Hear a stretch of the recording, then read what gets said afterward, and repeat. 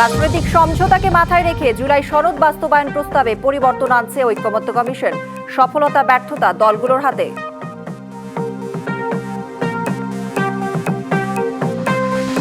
জামায়াতের বিরুদ্ধে ভোট বানচালের ষড়যন্ত্রের অভিযোগ বিএনপির। দ্বন্দ্ব ভুলে এক হয়ে কাজ করতে চায় ইসলামী দলটি।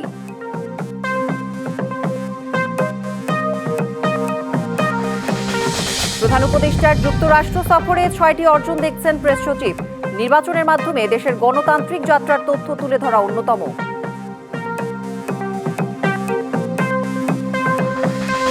প্রায় ৫৪,০০০ আবেদনের বিপরীতে ভোটার হলেন ১৫,৮৭৭ জন প্রবাসী। প্রথমবারের মতো পোস্টাল ব্যালটের মাধ্যমে দেবেন ভোট।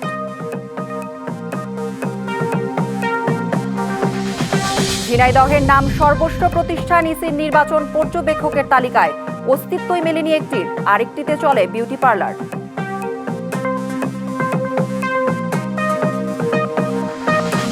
এবং গ্লোবাল সুমুদ ফ্লোটিলা বহরের আরও বেশ কয়েকটি জাহাজ গাজার পথে। একটিতে আছেন বাংলাদেশের মানবাধিকার কর্মী শহীদুল আলম।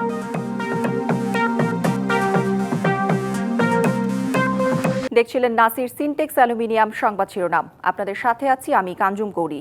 এবার জানাবো খবরের বিস্তারিত। দলগুলোর মতবিরোধে আটকে আছে জুলাই সনদ। রাজনৈতিক সমঝোতা মাথায় রেখে সনদ বাস্তবায়নের চেষ্টা চালাচ্ছে ঐকমত্য কমিশন। পরিবর্তন আনা হচ্ছে প্রস্তাবে। এতে দলগুলো বিপরীতমুখী অবস্থান থেকে বের হতে পারবে বলে আশা করা হচ্ছে। কমিশনের কোনো সদস্য বলছেন, শেষ পর্যন্ত জুলাই সনদ বাস্তবায়নের মুখ দেখবে নাকি ভেস্তে যাবে তা মূলত দলগুলোর ওপরই নির্ভর করছে।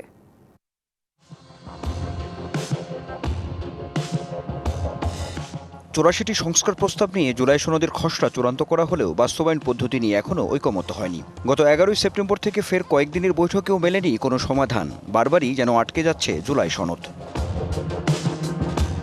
সনদের বাস্তবায়ন ইস্যুতে দলগুলোর অনমনীয় মনোভাব ও অনড় অবস্থানের কারণে বিশেষজ্ঞদের কাছ থেকে জাতীয় ঐকমত্য কমিশন এমন কিছু প্রস্তাব নিচ্ছে যাতে সংবিধান আদেশ, গণভোট ও ১০৬ অনুচ্ছেদ নিয়ে মতপার্থক্যের অবসান হয়। সাংবিধানিক আদেশ এবং এর সাথে যে গণভোট এবং এর সাথে হয়তো সুপ্রিম কোর্টের দ্বারস্থ হওয়া, ওগুলো সবগুলোই বিবেচনার মধ্যে আছে। এবং একই সাথে কনস্টিটিউয়েন্ট অ্যাসেম্বলি এবং সংসদ গঠন করাটাও এই বিষয়ে আলোচনায় আছে। বিশেষজ্ঞদের সাথে আলাপ আলোচনা চালিয়ে যাচ্ছি। তো আমরা আশাবাদী যে একটা ঐক্যমত্যে পৌঁছা যাবে। রাজনৈতিক দলগুলোর মতো ভিন্নতার কারণেই কার্যত স্থবির জুলাই সনদ বাস্তবায়ন প্রক্রিয়া। জুলাই ঘোষণাপত্রের আইনি ভিত্তি না থাকায় এর অধীনে কিভাবে সংবিধান আদেশ জারি করা হবে এমন প্রশ্ন তুলে সংবিধান আদেশের ঘোর বিরোধী বিএনপি। এ বিষয়ে আপিল বিভাগের মতামত গ্রহণের প্রস্তাব দিয়েছে দলটি। যেটা এখনই প্রয়োজন হচ্ছে না সংবিধান ভায়োলেট করার জন্য বা কার্যকর করার জন্য, সেটা এখনই অসাংবিধানিক প্রক্রিয়ায় যদি আমরা অনুমতি দেই বা এগ্রিড হই, সেটা ভবিষ্যতের জন্য রাষ্ট্রীয় জীবনে অস্থিরতা সৃষ্টির একটা ব্যাপক ক্রনিক ডিজিজ হিসেবে থেকে যাবে। আর সাংবিধানিক আদেশে নির্বাচনের আগে সংবিধান সংক্রান্ত সংস্কার কার্যকর এবং গণভোটে তা অনুমোদনের প্রস্তাব দিয়েছে জামায়াত ইসলামী সহ কয়েকটি দল। নির্বাচনের সাথে অনেকগুলো ঐকমত্য কমিশনের বিষয় জড়িত আছে। তো এগুলো যদি আমরা লিগ্যাল ফ্রেমওয়ার্কে না নিই তাহলে বাস্তবায়ন হবে কীভাবে? লিগ্যাল ফ্রেমটা ফার্স্ট ওয়ান লাগবে। অন্যদিকে জাতীয় নাগরিক পার্টি এনসিপি চায় গণপরিষদে সংবিধান সংস্কার হোক। দলটির মত, একই সঙ্গে গণপরিষদ নিয়মিত সংসদ হিসেবেও কাজ করতে পারে। এটা যদি কোর্টে চ্যালেঞ্জ হয় বা আবার বাতিল হয়ে যায়, তখন পুরো জুলাই সনদটা একই সাথে আমরা মনে করি যে পুরো মৌলিক সংস্কার সহ পুরো সংস্কার প্রক্রিয়াটাই একটা চ্যালেঞ্জের মুখে পড়বে, প্রশ্নের মুখে পড়বে। তো সেই জায়গাটায় আমরা বারবারই বলে আসছি যে গণপরিষদ নির্বাচনের মাধ্যমে নির্বাচিত জনপ্রতিনিধিদের দ্বারা যদি এই জুলাই সনদটা বাস্তবায়ন হয়, নতুন সংবিধান লেখা হয়, তাহলে সেটা সবচেয়ে টেকসই পদ্ধতি হয়। সামনের বৈঠকে দলগুলোর এমন অবস্থানের পরিবর্তন ঘটবে বলে মনে করেন ঐকমত্য কমিশনের সদস্য ডক্টর বদিউল আলম মজুমদার। বলেন, জুলাই গণ অভ্যুত্থান কোনোভাবেই ব্যর্থ হতে দেয়া যাবে না। বিশ্বাস করতে চাই যে আমরা এটা ব্যস্ত যেতে দেব না। আমরা আমাদের এই যে বীর সেনারা যারা আত্মত্যাগ করেছে, প্রাণ দিয়েছে, রক্ত দিয়েছে, এটা বৃথা যেতে দেব না। আমি নিশ্চিত আমাদের রাজনীতিবিদরা এইসব বিষয় স্মরণে রাখবে। জুলাই সনদ আলোর মুখ না দেখলে নির্বাচন সহ সার্বিক দিকেই অনিশ্চয়তা তৈরির আশঙ্কাও করছেন এই নির্বাচন বিশেষজ্ঞ। বল মূলত রাজনৈতিক দলগুলোর কোর্টে। Anwar Hossain, DBC news, Dhaka. July সনদের চূড়ান্ত পর্বের প্রস্তুতি নিয়ে পর্যালোচনা সভা করেছে জাতীয় ঐকমত্য কমিশন। শনিবার জাতীয় সংসদ ভবনে কমিশন কার্যালয়ের সভাকক্ষে অনুষ্ঠিত সভায় সামগ্রিক প্রস্তুতি নিয়ে আলোচনা করেন কমিশনের সদস্যরা। রবিবার রাজনৈতিক দলগুলোর সঙ্গে যেসব বিষয়ে আলোচনা করা হবে সভায় সেগুলো চূড়ান্ত করা হয়েছে। এতে জুলাই সনদ বাস্তবায়নের সম্ভাব্য উপায় নিয়ে বিশেষজ্ঞগণের দেয়া মতামত ও পরামর্শ আবারও পর্যালোচনা করা হয়। পাশাপাশি এ বিষয়ে বিভিন্ন রাজনৈতিক দলের কাছ থেকে পাওয়া অভিমত পুনঃ বিশ্লেষণ করা হয়। বৈঠকে কমিশনের সহসভাপতি অধ্যাপক আলী রিয়াজ ও সদস্য বদিউল আলম মজুমদার, বিচারপতি মোহাম্মদ এমদাদুল হক, ডক্টর ইফতেখারুজ্জামান ও ডক্টর মোহাম্মদ আইয়ুব মিয়া উপস্থিত ছিলেন। এছাড়া ঐক্যমত্য গঠন প্রক্রিয়ায় যুক্ত প্রধান উপদেষ্টার বিশেষ সহকারী মনির হায়দারও সভায় অংশ নেন। আগামী নির্বাচন বানচাল করতে যে শক্তি ষড়যন্ত্র করছে তার পক্ষেই জামায়াত কাজ করছে, এমন সন্দেহ প্রকাশ করেছেন বিএনপির স্থায়ী কমিটির সদস্য সালাউদ্দিন আহমেদ। আর দলটির সিনিয়র যুগ্ম মহাসচিব রুহুল কবির রিজভীর অভিযোগ, নতুন নতুন ইস্যু তৈরি করে জনগণের মাঝে বিভ্রান্তি ছড়ানোর চেষ্টা চলছে।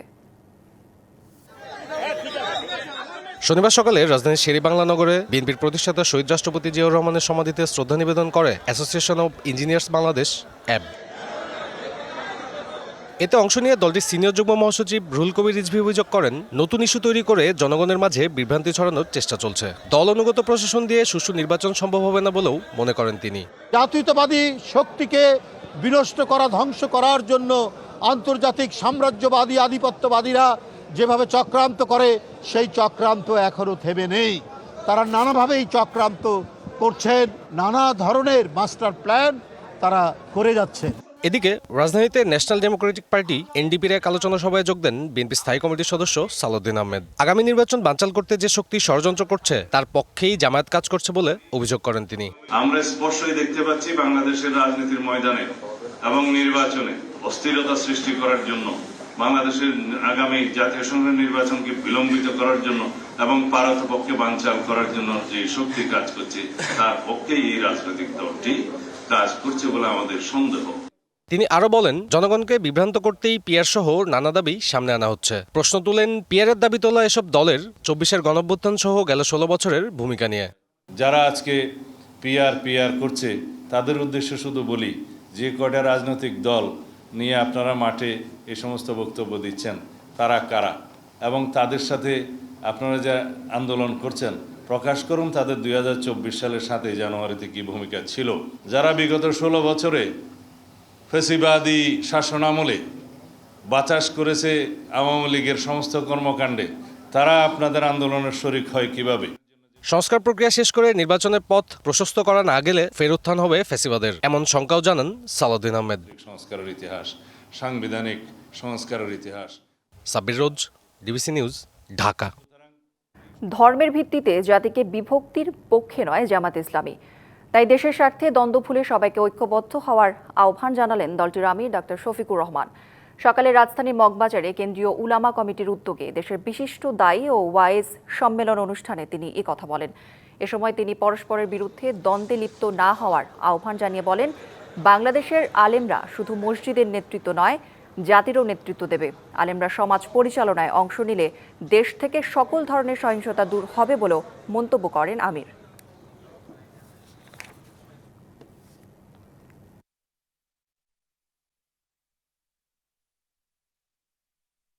জাতীয় জীবনের প্রয়োজনীয় বিষয়ে ওলামায়ে কেরাম ঐক্যবদ্ধ থাকবেন, এটা জাতির প্রত্যাশা।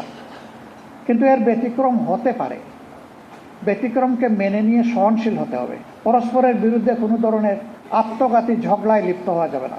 এইভাবে যদি পরস্পরের বক্তব্যের প্রতি আমরা শ্রদ্ধাশীল হই, ইনশাআল্লাহ এই ওলামায়ে কেরাম জাতিকে পথ দেখাবেন যেভাবে অতীতে দেখিয়েছেন।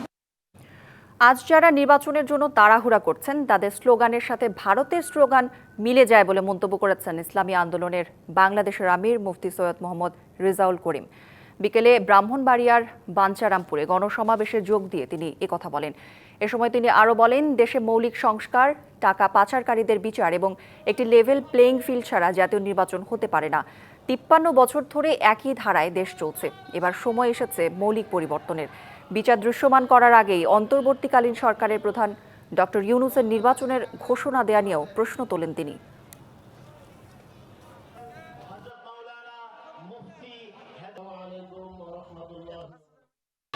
আজকে যারা নাকি নির্বাচনের ব্যাপারে তাড়াহুড়া করছেন, আপনাদের এই স্লোগানের সাথে ভারতের স্লোগান মিলে যায়, আপনাদের কথাদের সাথে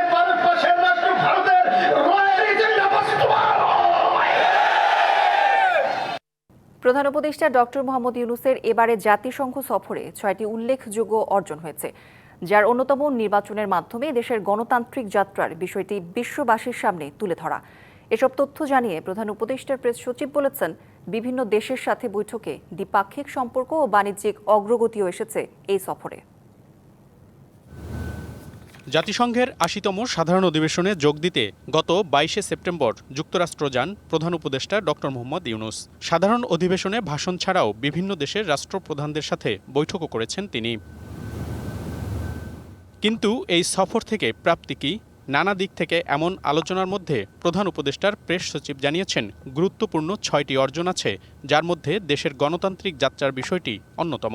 আমাদের 6টা বড় অর্জনের কথা বলেছি। যদি মেজর অর্জন বলেন যে আমরা আমাদের দেশ যে এখন এই ডেমোক্রেটিক ট্রানজিশনে আছে এবং এটা আমরা যে পুরো দেশবাসী এটার জন্য prepared, political party, interim government, সেটার একটা মেসেজ গেছে। আপনি ইউএন জেনারেল অ্যাসেম্বলিতে দেখেছেন যে চিফ অ্যাডভাইজার এবং সাথে কিন্তু ছিলেন 6 জন রাজনীতিবিদ।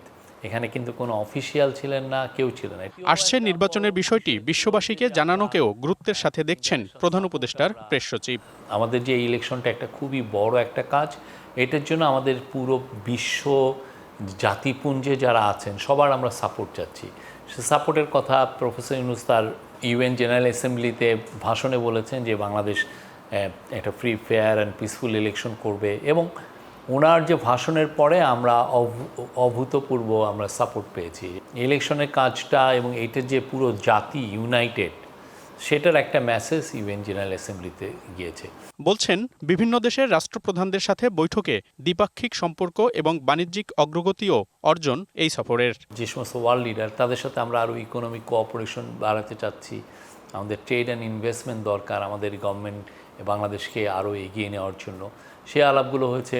আলবেনিয়ার কসোভোর ক্ষেত্রে তারা বাংলাদেশের থেকে ওয়ার্কার নিতে চাচ্ছে, সেই নিয়ে খুব ভালোভাবে কথাবার্তা হয়েছে। এছাড়াও যুক্তরাষ্ট্র সফরে বিভিন্ন আন্তর্জাতিক সংস্থার সাথে গুরুত্বপূর্ণ নানা বিষয়ে বৈঠক করেছেন ডক্টর মোহাম্মদ ইউনূস, যা থেকেও বেশ কিছু সুবিধা আসছে বাংলাদেশের জন্য। মনিরুল সোহাগ, ডিবিসি নিউজ, ঢাকা। ত্রয়োদশ জাতীয় নির্বাচনে প্রথমবারের মতো ভোটাধিকার প্রয়োগের সুযোগ পাচ্ছেন প্রবাসীরা। বিশ্বের 10টি দেশের 17টি দূতাবাস ও মিশন অফিসে মাধ্যমে আবেদন করেছিলেন 53,909 জন প্রবাসী। আর যাচাই বাছাই শেষে ভোটার হয়েছেন 15,877 জন। পাশাপাশি যুক্তরাষ্ট্র, ফ্রান্স, স্পেন, সিঙ্গাপুর সহ বেশ কয়েকটি দেশে শিগগিরই শুরু হচ্ছে ভোটার নিবন্ধন কার্যক্রম। যদিও এই কর্মকাণ্ড 40টি দেশে সম্প্রসারণের পরিকল্পনা রয়েছে নির্বাচন কমিশন। ইসি এর আগে জানায়, প্রবাসীরা ভোট দিতে পারবেন পোস্টাল ব্যালটের মাধ্যমে, আর ভোট দিতে হলে নিবন্ধনের জন্য রেজিস্ট্রেশন করতে হবে পোস্টাল ভোট বিডি অ্যাপে। আগামী জাতীয় নির্বাচনের আগে 73টি সংস্থাকে পর্যবেক্ষণের জন্য প্রাথমিক নিবন্ধন দিয়েছে নির্বাচন কমিশন। এই তালিকায় আছে ঝিনাইদহের 3টি সংস্থা, তার মধ্যে একটির অস্তিত্বই মেলেনি। বাকি 2টি সংস্থা চালান একই ব্যক্তি, যার একটিতে চলছে বিউটি পার্লার। অন্যটির অফিস তালাবদ্ধ বহুদিন ধরে। সংস্থার কোনো সদস্যের নেই নির্বাচন পর্যবেক্ষণের পূর্ব অভিজ্ঞতা। নির্বাচন কমিশনের প্রাথমিক নিবন্ধন পাওয়া আলোকিত সমাজ কল্যাণ সংস্থার ঠিকানা দেখানো হয় ঝিনাইদহের খড়িখালীর বিষয়খালী বাজারে। ভবনের নাম কিংবা হোল্ডিং নম্বর দেয়া নেই, আছে জনক রোকসানা খাতুনের নাম। স্থানীয়দের সাথে কথা বলে জানা গেল, খড়িখালী বাজারের এই আবাসিক ভবনে 2001 থেকে 2009 সাল পর্যন্ত ছিল আলোকিত সমাজ কল্যাণ সংস্থার কার্যালয়, কিন্তু 17 বছর ধরে বন্ধ সংস্থাটি। বিষয়খালী বাজারে আজ থেকে 20 বছর আগে আলোকিত একটা সমিতি ছিল, তো সেটা যে কোনো কারণে বন্ধ হয়ে গেছে, এখন তার কার্যক্রমটা নাই। পাওয়া গেল আলোকিত সমাজ কল্যাণ সংস্থার প্রতিষ্ঠাতা ইমদাদুল হক পিন্টুকে। তবে তিনি এ ব্যাপারে কিছুই জানেন না, এমনকি চেনেন না রোকসানা খাতুনকেও। আমি প্রথমে এই আলোকিত সমাজ কল্যাণ সংস্থা গঠন করি। গঠন করার পরে আমি আবার আমাদের কার্যকরী কমিটিতে মতদ্বন্দ্ব হওয়ার কারণে আমি এখন চলে আসি। কী অবস্থা কী না আছে ওইটার সাথে আমি জানি না। ইসির তালিকায় থাকা আরেক সংস্থা association for socio economic advancement, এশিয়ার দেয়া ঠিকানা গিয়ে মিলল এক ভিন্ন চিত্র। একটি আবাসিক ভবনের নিচতলায় 2টি কক্ষ নিয়ে চলছে প্রতিষ্ঠানটি। তার একটি ব্যবহার হচ্ছে পার্লার হিসেবে, আর অন্যটিতে বসেন সংস্থার নির্বাহী প্রধান। এই ভবনেরই দ্বিতীয় তলায় হ্যাভেন সামাজিক সংস্থারও কার্যালয়। এশিয়ার নির্বাহী প্রধান আনোয়ার হোসেন এই সংস্থারও নির্বাহী প্রধান। তিনি তালা খুলে দেখালেন অফিস, তবে কোনো সদস্য বা কর্মী মেলেনি কোনো প্রতিষ্ঠানেই। সংস্থা দুটির কোনো সদস্যের নেই নির্বাচন পর্যবেক্ষণের অভিজ্ঞতা। আমার অভিজ্ঞতা নির্বাচনের উপরে নাই, তবে আমরা সাধারণভাবে নির্বাচন যেটি দেখে শুনি সেই অভিজ্ঞতাটুকু আছে। তবে নির্বাচনের আগে কমিশনের দেয়া প্রশিক্ষণের উপর ভরসা রাখছেন আনোয়ার হোসেন।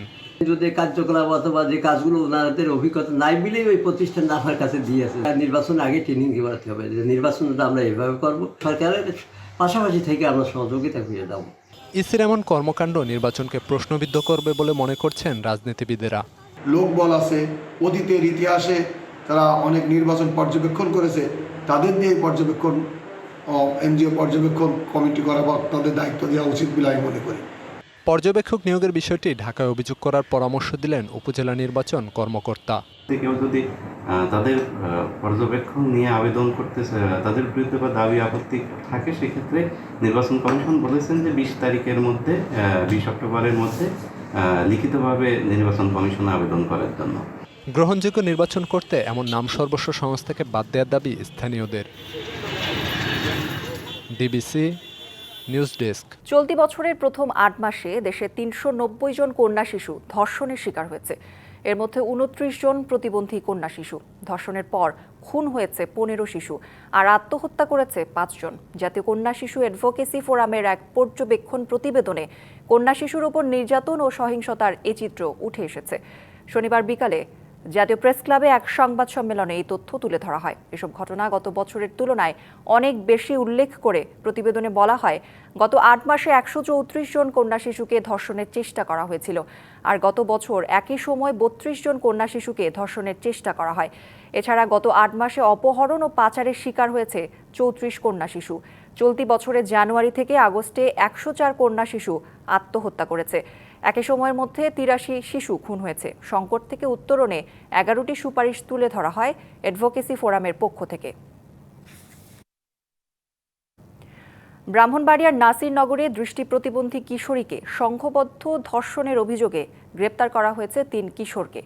রাতে পুলিশ জানায়, অভিযুক্ত 3 কিশোর ছাগল চুরির মিথ্যা কথা বলে ওই দৃষ্টি প্রতিবন্ধী কিশোরীকে নির্জন স্থানে নিয়ে গিয়ে ধর্ষণ করে। পরে ভুক্তভোগী বিষয়টি তার মাকে জানালে থানায় মামলা দায়ের করা হয়। এর পরিপ্রেক্ষিতে অভিযান চাপিয়ে 3 জনকে গ্রেপ্তার করা হয়। প্রাথমিক জিজ্ঞাসাবাদে তারা অপরাধ স্বীকার করেছে। রবিবার ভোর 6টা থেকে খাগড়াছড়িতে 144 ধারা প্রত্যাহার করেছে জেলা প্রশাসন। রাত 8:45টায় এক বিজ্ঞপ্তিতে এটি জানান জেলা প্রশাসক ABM ইফতেখারুল ইসলাম খন্দকার। পৌর এলাকার সদর উপজেলা ও গুইমারায় আইনশৃঙ্খলা পরিস্থিতি স্বাভাবিক হওয়ায় 144 ধারা প্রত্যাহারের সিদ্ধান্ত হয়েছে বলে উল্লেখ করেন তিনি। এর আগে গত 27শে সেপ্টেম্বর জেলা সদরের সিঙ্গি নালায় কিশোরী ধর্ষণের অভিযোগকে কেন্দ্র করে যুগ্ম ছাত্র জনতার ডাকে সকাল সন্ধ্যা অবরোধের জেরে আইনশৃঙ্খলা পরিস্থিতির অবনতি হলে 144 ধারা জারি করে প্রশাসন। নেত্রকোনায় হেফাজতে ইসলাম বাংলাদেশের জেলা কাউন্সিলে হট্টগোল ও হাতাহাতিতে কাউন্সিল স্থগিত ঘোষণা করেছে দলটির কেন্দ্রীয় কমিটি। বিকেলে হেফাজতের জেলা কাউন্সিলে এই ঘটনা ঘটে। প্রত্যক্ষদর্শীরা জানান, জেলা পাবলিক হলে কাউন্সিলে দুপুরে বিভিন্ন উপজেলা কমিটির নেতাকর্মীরা বক্তব্য দেন। পরে জেলা কাউন্সিল গঠনে সবাইকে হাত তুলে পছন্দের প্রার্থীদের সমর্থন জানাতে বলা হয়। এ সময় মঞ্চের ওপর ও নিচে দুপক্ষের মধ্যে হট্টগোল ও হাতাহাতি শুরু হয়। কোনো পক্ষকে সামলাতে না পেরে নেত্রকোনা জেলা কাউন্সিল স্থগিত করেন কেন্দ্রীয় কমিটির নেতারা। ফেব্রুয়ারিতেই ত্রয়োদশ জাতীয় সংসদ নির্বাচন। সারা দেশ প্রস্তুত হচ্ছে একটি অবাধ, সুষ্ঠু ও গ্রহণযোগ্য নির্বাচনের জন্য। কি ভাবছে সাধারণ মানুষ থেকে শুরু করে আগামীর জনপ্রতিনিধিরা, সে কথা জানাতে ডিবিসি নিউজের ইলেকশন এক্সপ্রেস ছুটে যাচ্ছে সব সংসদীয় আসনে। এখন জয়পুরহাট 1 ও 2 আসনে। স্বাগত জানাচ্ছি CSRM ডিবিসি ইলেকশন এক্সপ্রেসে। আজ আমি সারাদিন থাকবো জয়পুরহাট 1 এবং 2 আসনে। আমাদের চেইন অফ কমান্ডটা খুব শক্তিশালী। আমরা কেন্দ্রীয় ইসলামী আন্দোলন বাংলাদেশের যে কেন্দ্র কমিটি আছে বা আমাদের আমির আছেন পীর সাহেব চরমনাই, ওনার কাছে আমরা দায়বদ্ধ। আমরা যখন হলো নির্বাচনের যখন ইশতেহার ঘোষণা হবে তখনই মূলত আসনগুলো চূড়ান্ত হবে। বিভিন্ন আন্দোলন সংগ্রামে আমি নেতৃত্ব দিয়ে জয়পুরহাটকে জাগরিত করে তুলেছিলাম। বিগত দিনে আমার বাবার ভূমিকাতে গোটা জয়পুরহাটবাসী আজকে আব্দুল আলিম সাহেবের ভক্ত এবং তার যে পপুলারিটি যেটা আছে সেইটাকেও আমি পুঁজি করছি। একই সাথে আমার আন্দোলন সংগ্রামে আমার ভূমিকা, এই দুটোর সম্মিলনে আমি মনে করি আমি এখানকার বিএনপির একমাত্র যোগ্য প্রার্থী। জনগণ প্রত্যাশা করছে যে জামাত ইসলামী আগামী দিনের জন্য ভবিষ্যৎ মনে করছে, এই জন্য আমরা ব্যাপক সাড়া পাচ্ছি। এখন যারা আছে তারা আমাদের সমবয়সী, এই জন্য হ্যাভিওয়েট প্রার্থী বলতে আমরা তেমন মনে করি না। তো আমরা আশাকারী যে আসলে আমাদের বর্তমানে অবস্থান যেটা, সেটা আমাদের সাথে কোনো দলেরই প্রার্থী হিসাবে আমাদের আশপাশ আসতে পারবে না। ইনশাল্লাহ আমরা বিপুল ভোটে বিজয়ী হবো ইনশাল্লাহ। জেলা বিএনপির সিনিয়র যুগ্ম আহ্বায়কের দায়িত্ব পালন করছি। এই জেলায় সর্বোচ্চ মামলা হামলা এবং আন্দোলন সংগ্রামে সর্বোচ্চ ভূমিকা, একাধিকবার কারাগারে যাওয়া এবং আমার জীবনে ক্রসফায়ার সহ অসংখ্য হুলিয়া নিয়ে নেতাকর্মী নিয়ে অদ্যবধি মাঠে আছি। দলের সঙ্গে বেইমানি করিনি, জিয়া পরিবারের সঙ্গে বিশ্বাসঘাতকতা করিনি। এই দলে আমার বাবা জীবনের শেষ দিন পর্যন্ত এই দলের জন্য আন্দোলন সংগ্রাম করতে গিয়ে মৃত্যুবরণ করেছে। আমাদের দল আগামীতে যাকে আমাদের দল নির্বাচনে মাঠে পাঠাবেন, আমরা সম্মিলিতভাবে তাকে বিজয়ী করে আমাদের নেতা, চলমান গণতন্ত্র পুনরুদ্ধার আন্দোলনের নেতা তারেক রহমানকে রাষ্ট্র পরিচালনার যাতে সুযোগ পান বাংলাদেশের মানুষ যাতে দেন, সেই প্রচেষ্টা করব। আমরা মানুষের পাশে দাঁড়িয়েছি, সামাজিক কাজ করেছি। আমি তৃণমূলে মানুষের সাথে আছি, জনগণের সাথে আছি, জনগণ আমার সাথে আছে। যাদেরকে হেভিওয়েট বলা হচ্ছে তারা ময়দানে কেউ নেই, তারা ঢাকায় থাকে, কেউ দেশের বাইরে থাকে, তারা আসছেন যাচ্ছেন। সেক্ষেত্রে আমি এটাকে বেশি বড় চ্যালেঞ্জ মনে করছি না, বরঞ্চ আমি আশান্বিত যে জনগণ আমার সাথে আছে। আগামীকাল থাকছে বগুড়া 1 এবং 2 আসন, সেখানে তুলে ধরার চেষ্টা করব বিভিন্ন রাজনৈতিক দলের তৃণমূল পর্যায়ের নেতাকর্মীরা কি ভাবছেন আগামী নির্বাচনকে কেন্দ্র করে, সেসব বিষয়। সঙ্গে থাকুন CSRM ডিবিসি ইলেকশন এক্সপ্রেসে। বাংলাদেশের সঙ্গে চীনের সম্পর্ককে বেশ গুরুত্ব সহকারে দেখা হয় বলে জানিয়েছেন দেশটির প্রেসিডেন্ট শি জিনপিং। বাংলাদেশ চীন কূটনৈতিক সম্পর্কের 50তম বার্ষিকীতে রাষ্ট্রপতি মোহাম্মদ শাহাবুদ্দিনের সঙ্গে অভিনন্দন বার্তায় এ কথা জানান শি। ঢাকার চীনা দূতাবাস এ তথ্য জানিয়েছে। দূতাবাস জানায়, প্রেসিডেন্ট শি তার বার্তায় বলেন, কূটনৈতিক সম্পর্ক প্রতিষ্ঠার পর থেকে গত 50 বছরে শান্তিপূর্ণ সহাবস্থানের 5 নীতির ভিত্তিতে বাংলাদেশের সাথে বন্ধুত্বপূর্ণ সম্পর্ক গড়ে তুলেছে চীন। সাম্প্রতিক বছরগুলোতে দুই দেশ পারস্পরিক আস্থা সুসংহত করে চলেছে। দেশের মানুষের কল্যাণ এবং বিশ্ব শান্তি ও উন্নয়নে দুই দেশে একসাথে কাজ করতে চায় বলেও বার্তা দেন চীনা প্রেসিডেন্ট। রাষ্ট্রপতি মোহাম্মদ শাহাবুদ্দিন তার বার্তায় বলেন, বাংলাদেশ ও চীন পারস্পরিক শ্রদ্ধা ও বিশ্বাসের উপর ভিত্তি করে গভীর বন্ধুত্ব গড়ে তুলেছে।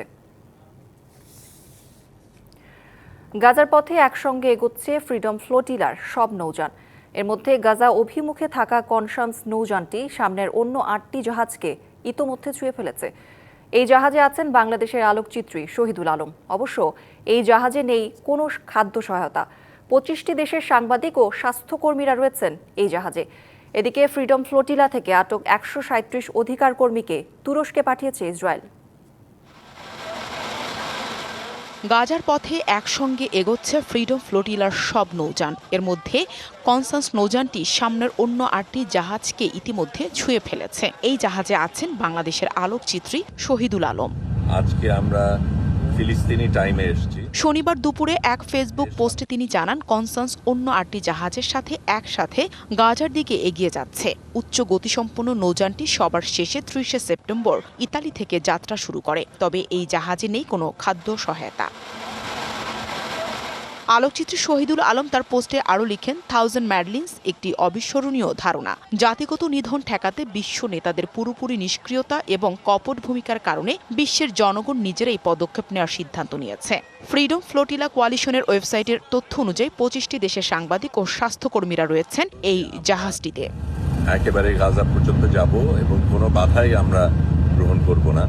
এদিকে গাজার অবরোধ ভেঙে দেওয়ার দৃঢ় সংকল্প ব্যক্ত করে শহীদুল আলম জানান, কনসান্সের মানুষেরা অবরোধ ভাঙতে দৃঢ় প্রতিজ্ঞ। ইসরায়েল যদি এটিকে আটকায় তখন অন্যরা এগিয়ে আসবে। দমনপীড়নকারীরা কখনোই জনগণের শক্তির বিরুদ্ধে টিকতে পারেনি। ইসরায়েলও ব্যর্থ হবে, মুক্ত হবে ফিলিস্তিনি, এমন মন্তব্য করেন তিনি।